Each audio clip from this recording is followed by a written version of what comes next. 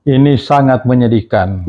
Apalagi saya lihat ada video, ada rekaman dari Profesor Emrias Rashid sampai menangis melihat dengan kondisi negara kita ya. Kondisi negara kita utamanya mengenai penegakan demokrasi. Nah, kalau masyarakat betul-betul ingin sejahtera, ingin makmur, ingin damai, tidak ada keributan di dalam negeri ini, harus kita memilih pemimpin yang tegas, yang punya pengalaman luas, yang punya intelektual, dan punya moral. Itu yang utama. Dan boleh saya katakan, hampir tidak ada lagi penegakan hukum yang sebenarnya. Yang ada cuma jual beli hukum dan politik saja. Nomor 1 adalah Anies, nomor 2 adalah Prabowo, nomor 3 adalah Ganjar. Nah, kalau saya lebih baik kalau simple cara berpikirnya, lebih baik kita memilih orang yang sudah jelas-jelas rekam jejaknya bagus. Seperti Anies, tidak korupsi. Berarti abang cenderung ke Pak Anies ya? Ya, bukan itu cenderung, pilihan abang ya? Pasti, itu sudah pasti. Siap. Tapi saya tetap belajar berusaha objektif. Ya. Siapapun dia sebenarnya. Kalau ada yang lebih pintar daripada Anies, lebih berkualitas, itulah yang saya pilih. Tapi karena di antara 3 ini tidak ada. Utamanya Prabowo. Prabowo menuduh Anies pengkhianat. Mengkhianati dia. Ini yang terjadi di masyarakat, di kalangan anak-anak muda, bahwa tren sekali bahwa Anies adalah mengkhianati Prabowo. Padahal itu sebenarnya sangat tidak benar. Selamat datang di Lamulo Show. Fafifa Happy Ending. Assalamualaikum warahmatullahi wabarakatuh. Waalaikumsalam warahmatullahi wabarakatuh. Sahabat Fafifa di seluruh tanah air, salam bahagia, salam sehat untuk kita semua. Alhamdulillah, hari ini hari Senin, di mana kita berada di lokasi yang luar biasa pada hari ini, yaitu di kediaman abang saya, itu Pak Yahya. Beliau ini adalah teman diskusi daripada mantan Jaksa Agung atau Menteri Kehakiman, yaitu Pak Baharudin Lopa. Beliau adalah teman diskusi ya. Nah, ini sekali lagi kita nggak berpanjang kalam, kita langsung sapa tamu kita di Lamulo Show kali ini adalah Bang Yahya. Assalamualaikum. Waalaikumsalam warahmatullahi wabarakatuh. Baik, alhamdulillah. Alhamdulillah.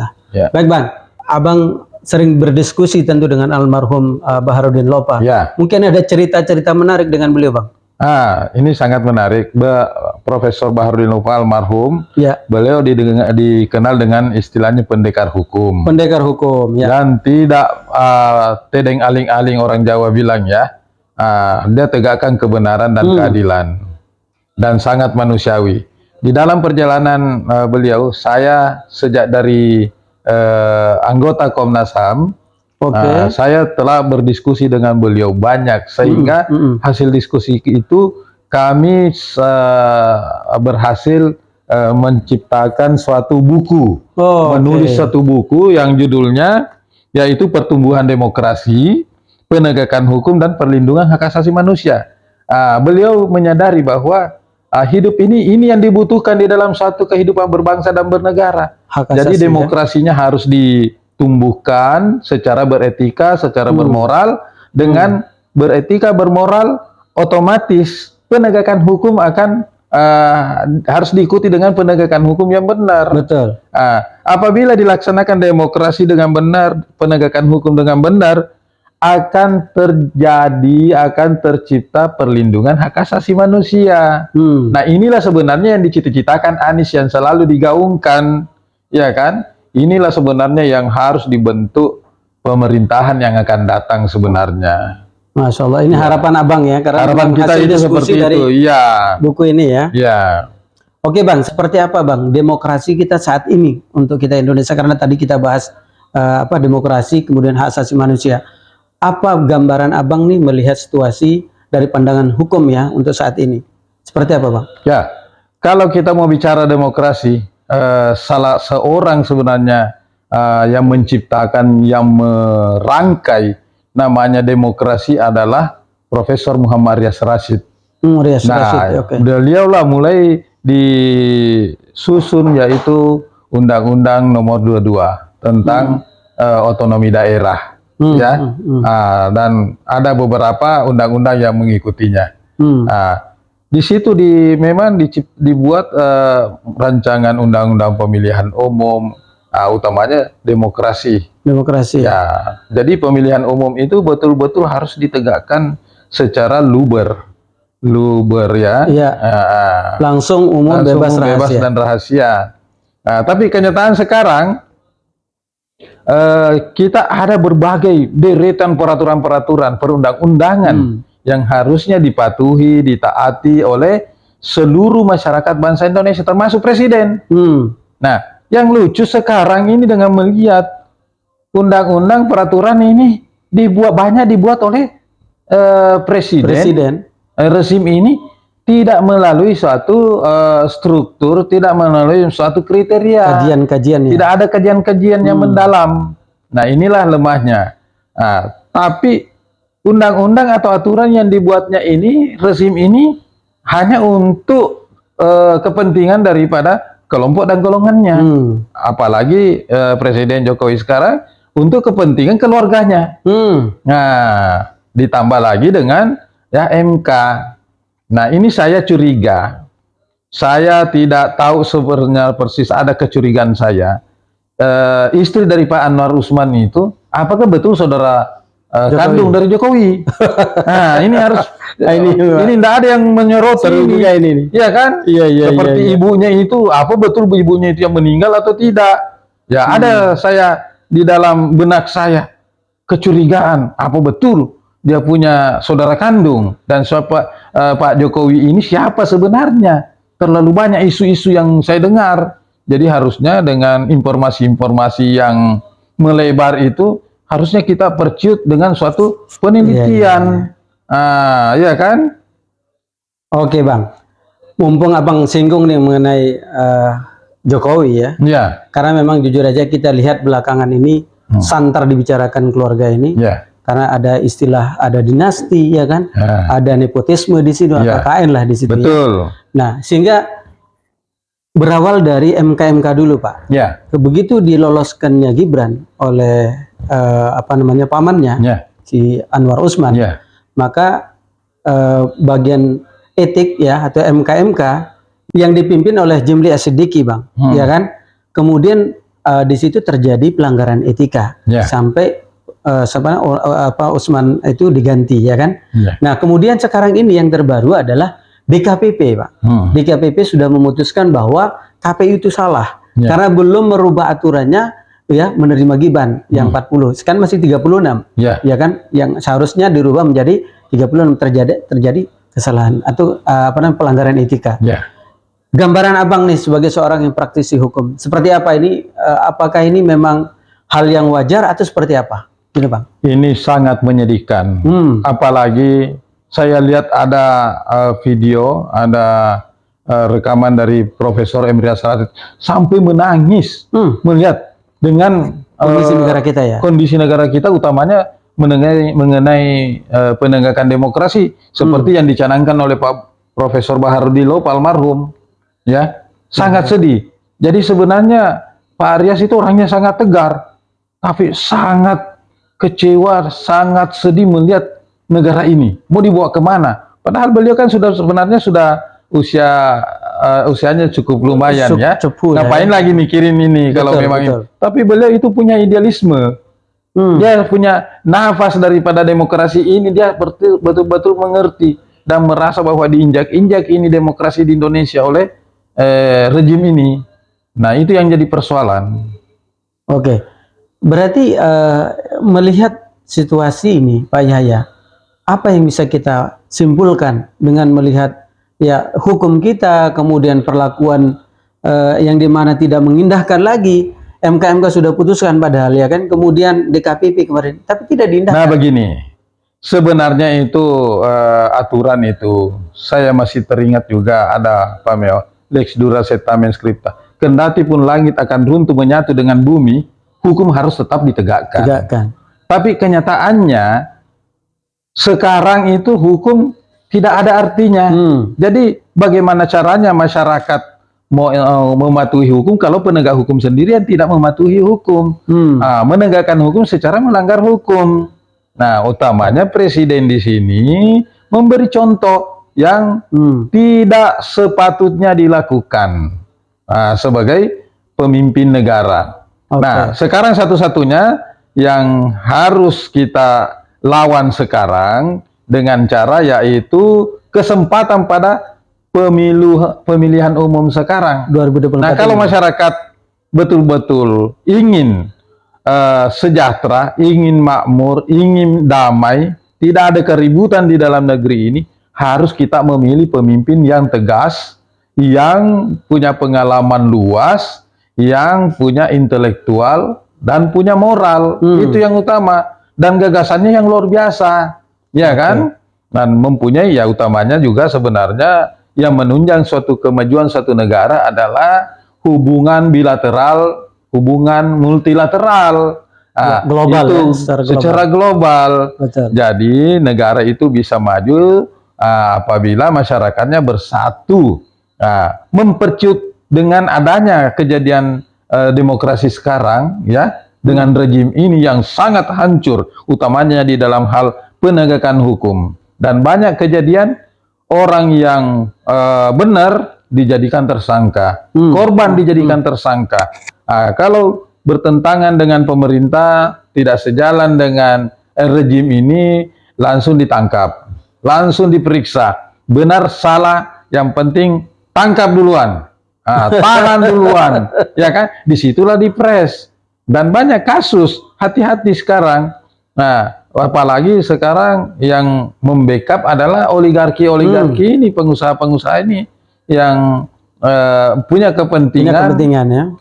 Nah, kalau saya jaksa agungnya sebenarnya atau Kapolrinya, ya, kalau saya siapapun presidennya, kalau sudah nyata-nyata melanggar konstitusi, melanggar etika, itu harus ditangkap demi untuk menyelamatkan masyarakat, bangsa dan negara. Betul. Nah, supaya tidak terjadi keributan. Masa harus memperjuangkan saja, mempertahankan seorang presiden saja, satu orang saja, mengalahkan kepentingan orang banyak. Iya kan? Ya, kan kita ada asas umum, asas berlaku universal, asas manfaat. Ya, demi manfaat harus mengorbankan yang lebih kecil manfaatnya dibanding lebih besar mudaratnya kalau tidak dilakukan. Betul. Ya, jadi seperti itu pelanggaran HAM apa segala itu harus memang harus ditegakkan. Ditegakkan, tidak bisa tidak.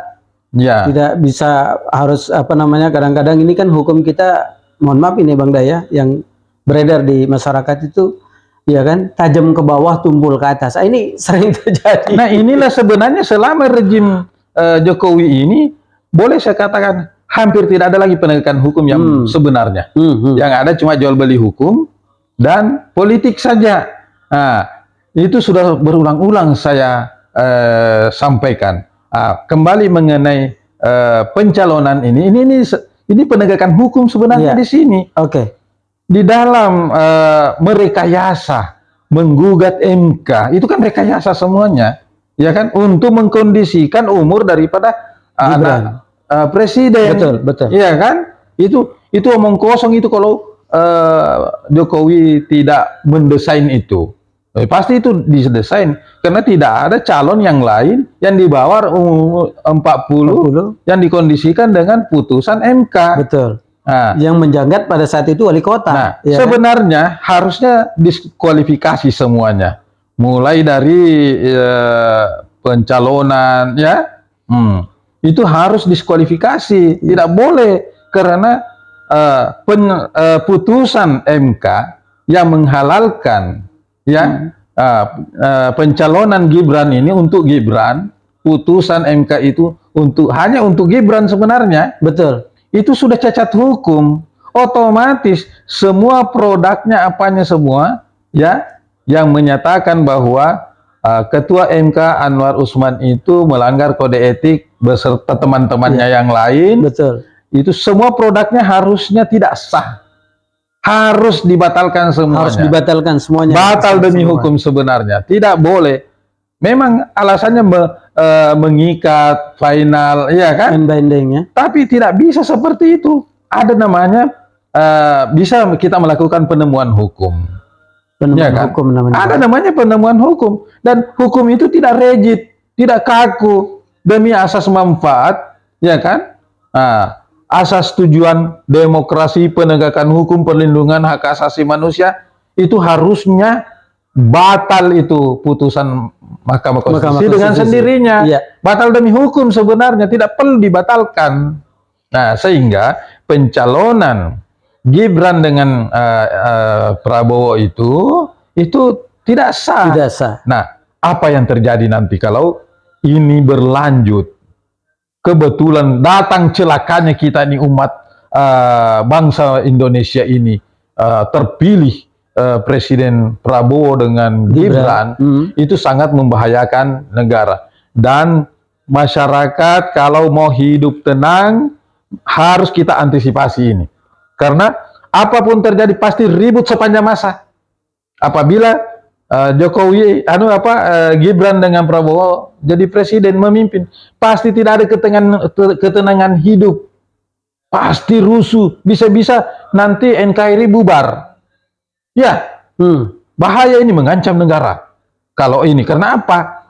Orang selalu persoalkan masalah konstitusionalnya, iya kan? Makanya makanya kita harus cari calon pemimpin yang track recordnya, ya kan? Masya Allah. Nah, yang gagasannya, yang ya moralitasnya utama ya, ya, yang tidak korupsi.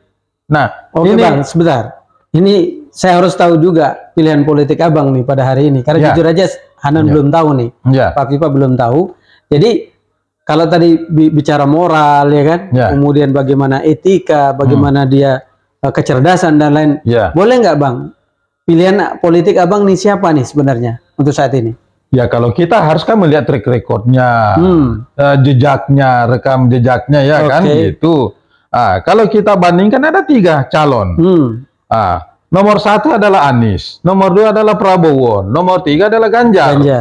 Nah, kalau saya lebih baik kalau simpel cara berpikirnya, lebih baik kita memilih orang yang sudah jelas-jelas rekam jejaknya bagus. Seperti Anies, tidak korupsi. Berarti Abang cenderung ke Pak Anies ya? Bukan cenderung, pilihan Abang ya? Pasti, itu sudah pasti. Tapi saya tetap belajar berusaha objektif. Siapapun dia sebenarnya. Kalau ada yang lebih pintar daripada Anies, lebih berkualitas, itulah yang saya pilih. Tapi karena di antara 3 ini tidak ada. Utamanya Prabowo. Prabowo menuduh Anies pengkhianat. Mengkhianati dia. Ini yang terjadi di masyarakat, di kalangan anak-anak muda, bahwa tren sekali bahwa Anies adalah mengkhianati Prabowo. Padahal itu sebenarnya sangat tidak benar. Anies itu menyatakan sepanjang Prabowo mencalonkan presiden pada saat itu, ya kan? Jadi gubernur. Jadi gubernur. Itu tidak akan mencalonkan, dan saya tahu juga persis karena ada sebenarnya keinginan orang-orang tua kita kan. Saya sering berkomunikasi dengan termasuk salah satu dulu Pak Aksa Mahmud, ya kan, Aim Fatwa.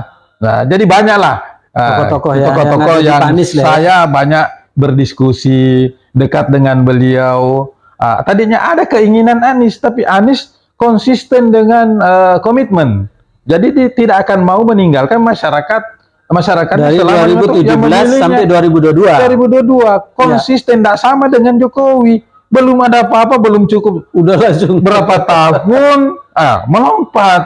Jadi presiden berarti tidak menepati janji.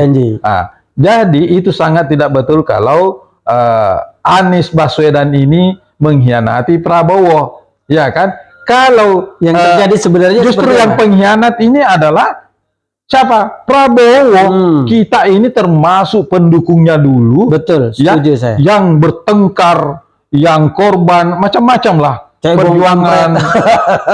Loh, kok menyatu dengan Jokowi. Jokowi. Nah, yang saya khawatir sekarang akan terjadi lagi ini kalau dengan 2 dan 3. Nah, karena dulu satu paket, 2 dan 3. Satu gerbong mereka. Satu gerbong.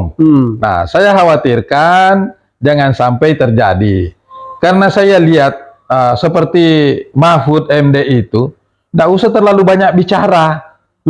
Ngomong yang ideal sekarang. Kenapa pada saat Menko Polhukam tidak tegas menegakkan hukum? Dia kan bisa memanggil Jaksa Agung, bisa mengambil Kapolri yang menyangkut masalah hukum, politik, Polhukam. Harusnya dialah yang komandonya. Paling utama. Ya. Kalau tidak ya, rekomendasi kepada Presiden, pecat Jaksa Agungnya kalau dia tidak kalau melanggar, pecat Kapolrinya kalau tidak menegakkan hukum. Ya kan gitu. Harusnya. Tapi untungnya bukan saya jadi Kapolri atau Jaksa Agung. Kalau sudah jelas-jelas ada pelanggaran konstitusi seperti yang terjadi sekarang, saya tangkap Presiden. Semua demi untuk penegakan hukum. Betul. Ya, tidak boleh pandang bulu. Walaupun seandainya saya diangkat oleh Presiden, saya akan tangkap Presiden saya. Demi kepentingan penegakan hukum. Ya. Iya. Baik, Bang. Saya bergeser sedikit, Bang. Menarik nih. Abang sudah jelas tadi. Nah, ini saya mau tambahkan dulu mengenai silakan. Prabowo ini mengenai pengkhianat. Pengkhianat, ya. Lanjut. Nah, kalau Anies, masyarakat anak-anak muda menganggap bahwa Anies mengkhianati itu sama sekali tidak benar.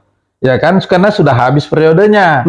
Nah, tapi yang justru pengkhianat itu tadi saya tegaskan lagi kembali. Pengkhianat adalah pilih mana? Mengkhianati ratusan ribu orang, betul, pendukungnya, semua pendukungnya, dibanding mengkhianati cuma 1 orang, dan itu pun juga tidak mengkhianat karena sudah lewat periodenya. Ini saya mau sampaikan kepada adik-adik, teman-teman, saudara kita, seluruh masyarakat bangsa Indonesia, janganlah ada pemikiran di benak hati bahwa Anies adalah mengkhianati Prabowo. Justru Prabowo lah mengkhianati kita ini yang termasuk pendukungnya. Ya, saya termasuk pendukungnya. Iya. Ya, beberapa jenderal ikut, ya kan semuanya. Kita lah yang pendukungnya. Ternyata mengkong kali kong saja dengan main mata dengan Jokowi. Nah, ini yang kita khawatirkan lagi terjadi, terulang dengan 2 dan 3. Padahal dulu, Bang, ya janji beliau sangat santer di media itu dikenal dengan timbul tenggelam bersama rakyat. Nah, inilah yang saya mau tanggapi. Lah, lucu kemana kepada moralitas, kepada para jenderal, tokoh-tokoh yang sekarang mendukung Jokowi, yang tadinya menjelek-jelekkan Prabowo, ya, yang menjelek-jelekkan Prabowo inilah dan itu, ndak usah lah.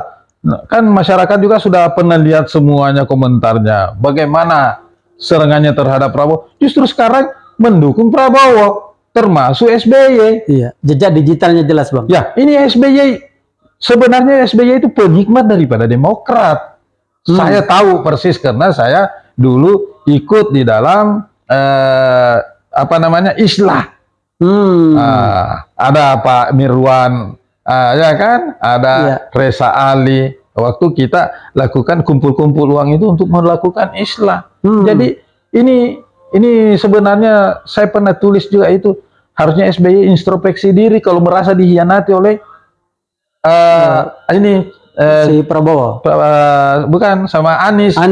Iya, sama yang kemarin ya. Nasdem, iya kan? Betul. Ya sebenarnya kalau AHY berjiwa besar, pakai rasional, pakai otak, kepintarannya, harusnya bertahan berkoalisi dengan Anies. Iya. Tapi begini, Bang, masalahnya demi untuk jangan menjilat ludah. Iya kan? Masalahnya kemarin ini serba salah. Buat si Malakama untuk AHY, Pak. Kalau tidak mendengar bapaknya kan repot juga. Jadi kemarin sepertinya ini komando sang ayah untuk benar-benar meninggalkan Pak Anies. Itu yang gitu. Sebenarnya Pak AHY masih kuat, Pak. Jadi kita, kalau saya bisa mengambil kesimpulan, jadi ini AHY dengan SBY ini tidak memikirkan kepentingan umat, bangsa, dan negara. Hanya mementingkan kepentingan pribadi. Iya kan? Harusnya kepentingan pribadi dikorbankan. Iya kan? Dikorbankan dulu untuk kepentingan orang banyak. Dan kita harus juga punya moralitas, rasa malu. Jangan seperti presiden kita ini sudah tidak ada urat malunya. Kenapa anaknya bisa dimajukan jadi cawapres? Iya kan? Iya. Dikata-kata jadi kita harus sadari semua masyarakat bangsa Indonesia sebaiknya kita menyadari tidak ada gunanya kita seminar, tidak ada kita gunanya media sosial ya untuk mengoreksi, mengingatkan kepada Jokowi. Sebenarnya udah kebal. Tidak ada gunanya, sudah kebal, tidak ada artinya. Anjing menggonggong, kafilah berlalu. Yaitu satu-satunya jalan harus ada perubahan people power. Daripada people power, lebih baik kita bersatu. Seluruh utamanya umat Islam yang sudah diobok-obok kilometer 50, tidak ada apa. Kalau saya jadi jaksa agung, saya angkat semua itu. Saya selesaikan semua itu, kasus-kasus semuanya. Kalau perlu itu KPK itu juga hapuskan saja itu KPK. Nggak ada gunanya, hanya ala politik saja. Ketua pimpinannya aja korupsi. Kalau iya, tersangka sekarang. Bagaimana? Nah ini seperti saya himbau kepada masyarakat, kita harus sadar kesempatan besar ini jangan disia-siakan, jangan dilepaskan. Tanggal 14 untuk membenahi negara ini ya. Nah, kalau kita memilih pemimpin yang tepat, tidak korupsi, ini sudah otomatis nanti dia bisa berpikir bagaimana kemakmuran, kesejahteraan, utamanya masalah pendidikan. Kalau saya sangat pendapat dengan Anies, investasi adalah pendidikan dan moral. Betul. Nah, dengan melalui pendidikan itu pasti moral, tapi banyak juga orang berpendidikan tinggi moralnya rendah. Ya itu ya kan. Ya berpendidikan tinggi saja masih moralnya rendah. Jadi kalau perlu kita harus memang perketat itu ilmu agama. Betul. Baik Bang, saya sedikit menyinggung acara yang cukup luar biasa. Kemarin itu kampanye akbarnya Pak Anies. Ya. Abang apa hadir kemarin di JIS? Saya hadir. Gimana pandangan Abang melihat situasi? Saya sendiri Bang ya, Pak Viva TV bersama teman-teman rombongan. Kebetulan stucknya itu di mana? Berhenti saya itu di apa namanya itu di. Saya di Kebayoran. Saya di Kemayoran. Kemayoran lebih jauh. Saya di Sunter Bang. Ya di Sunter ya. Saya 2 jam sampai JIS. Itu saya live nanti di Pak Viva, mungkin sahabat gue sudah tahu. Itu saya live dan saya menyaksikan sendiri. Ada kalau kemarin yang sudah listing waiting list untuk daftar ke dalam itu sudah 15 juta. Tapi kalau saya berbilang 15 juta bilang lebay dan sebagainya. Tapi yang pasti ini angka jutaan Bang. Gimana pandangan Bang? Mungkin pertanyaannya mungkin larinya kepada survei ya. Survei. Silakan Bang. Survei. Itu sebenarnya lembaga survei. Banyak orang katakan bahwa tergantung dari pesanan. Ya. Nah, dan itu sebenarnya survei-survei yang melakukan kebohongan apa itu dosa besar, Pak. Nah, ini masyarakat saya akan himbau, jangan sekali-sekali menentukan pilihan hanya berdasarkan hasil survei. Karena bagaimana caranya orang mensurvei hanya 3.000 orang, 1.000 orang itu yang dijadikan kesimpulan sampel. Sebagai representasi 200 juta lebih itu kan sangat tidak masuk akal. Tidak apple to apple, Pak. Ini saya yakin bahwa survei yang ada sekarang itu salah satu taktik dan strategi untuk berbuat curang, melegalkan kecurangan nanti yang ada. Jadi hasil survei sekarang yang menonjolkan Prabowo, apapun dilakukan, kecurangan dilakukan, pasti disesuaikan dengan hasil survei sekarang. Jadi masyarakat opini, jangan dibohongi, jangan digiring opininya.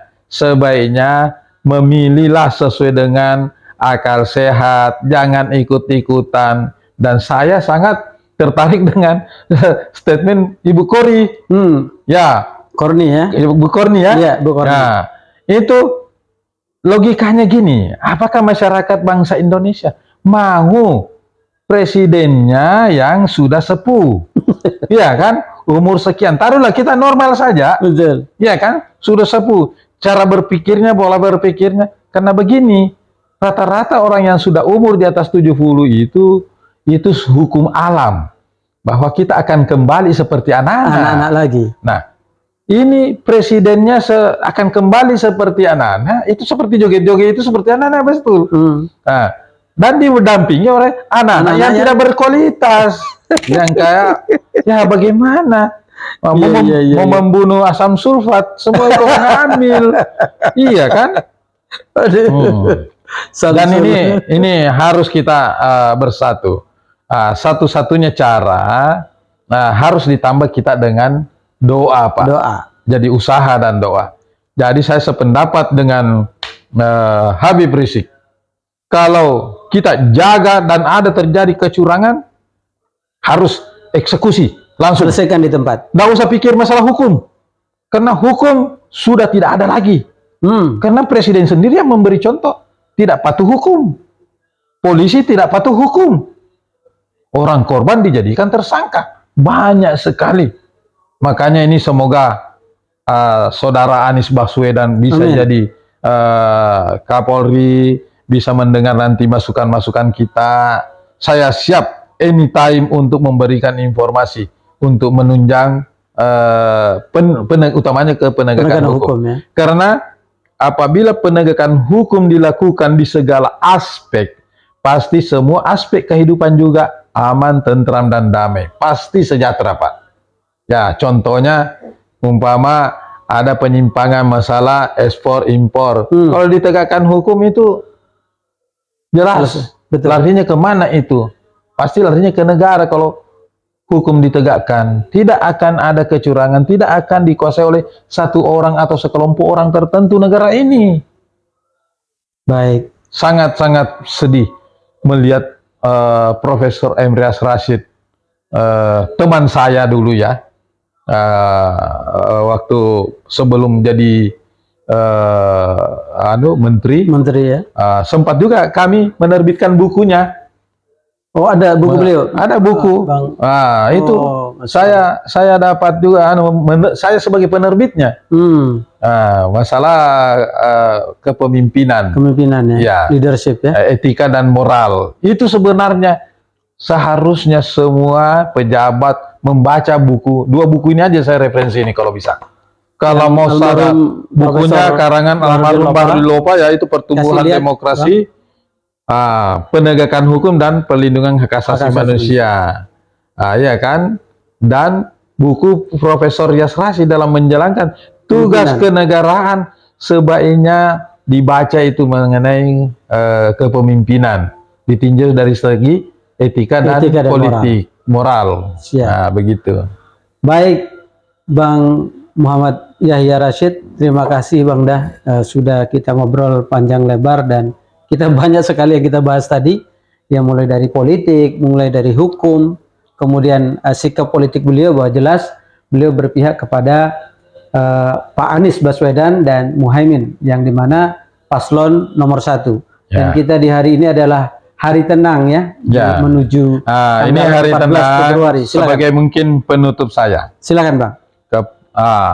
Kepada seluruh masyarakat bangsa Indonesia yang punya hak pilih, dan jangan sekali-sekali kita lagi mau dibohongi oleh calon pemimpin kita.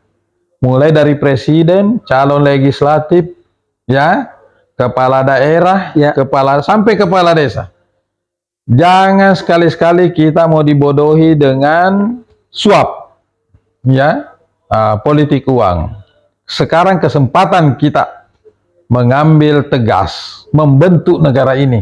Kesempatan ini, pemilih ini, membentuk negara ini. Saya sarankan satu, siapapun yang memberikan berupa uang, berupa apapun juga, ya, baik presiden, calon legislatif, DPR RI, provinsi, daerah, jangan ambil semua. Betul. Segala apa yang diberikan, ambil saja semuanya. Hak kita. Dengan niat akan memberikan pelajaran kepada orang-orang yang ingin merusak negara ini. Justru dia jangan dipilih. Siapapun dia.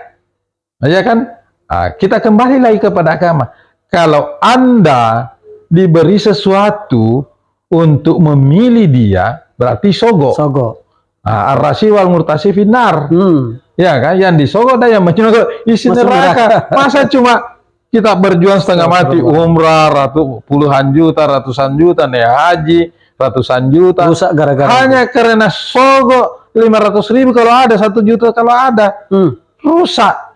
Nah, salah pilih juga, dosa semuanya. Betul. Nah, karena ini kan kita sudah menghimbau siapapun yang memberikan, terima, dan kalau memang tidak mau menggunakan, tidak mau makan uang itu, buang ke jalanan itu. Kalau berupa uang, dibuang ke jalanan. Maksudnya, cari jalan-jalan yang rusak, dibelikan pasir di situ, dibuang di situ. Nah, kalau tidak fasilitas mau, umum lah ya. fasilitas umum. Nah, jadi kesempatan nanti pemilu-pemilu akan datang, mau pilkades, pilgub, apa segala namanya pemilihan pemimpin, tidak akan ada lagi yang akan mau bermain-main dengan uang. Betul. Jadi memaksa dan merangsang masyarakat untuk berpikir secara logika. Jadi ambil saja siapa. Yang kedua, karena situasi dan kondisi sekarang ini sebenarnya tidak boleh kita menyalahkan secara sepihak saja oleh presiden.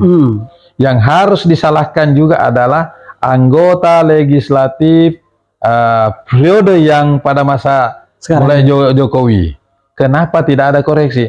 Saya himbau kepada masyarakat yang melakukan pemilihan di TPS, kiranya kalau ingin maju negara ini, ingin sukses, ingin sejahtera, jangan ada lagi pilih calon legislatif incumbent.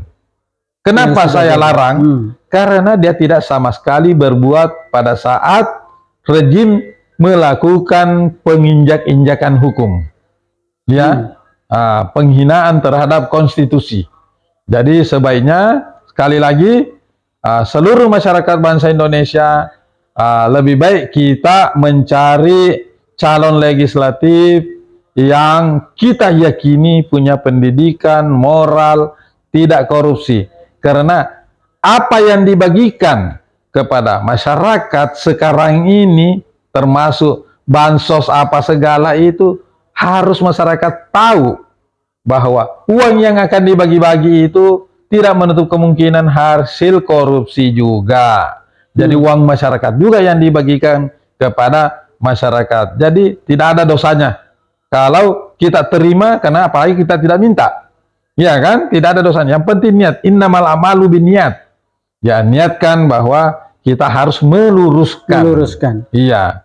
Ya, mungkin itu saya sebagai closing statement. Ambil semua pemberian, baik berupa uang, materi, ambil semua. Justru siapa yang memberikan jangan dipilih. Dosa. Masya Allah. Baik, terima kasih Bang Yahya sekali lagi. Ini luar biasa perbincangan kita pada pagi hari dan lengkap, ya kan? Sudah keluar hadisnya pula tadi. Oke, jadi sahabat Pak, ini perbincangan saya dengan beliau, tokoh muda dari Bone, yaitu Muhammad Yahya Rashid. Dan terima kasih sekali lagi Bang untuk perbincangan kita pagi hari ini. Ingat, kalau ada yang ngasih uang, serangan pajar, sembako, terima. Itu hal biasa. Kalau agama bilang orang berlebihan ngasih kepada yang kurang, terima saja dengan baik. Tapi tidak ada hubungannya dengan tanggal 14. Pilih, ya kan, tanggal 14 sesuai dengan pilihan hati nurani kita masing-masing. Kalau saran beliau adalah nomor 1 untuk perubahan. Assalamualaikum warahmatullahi wabarakatuh. Waalaikumsalam warahmatullahi wabarakatuh. Terima kasih Bang. Terima kasih. Selamat datang di Lambulo Show. Fafifa Happy Ending.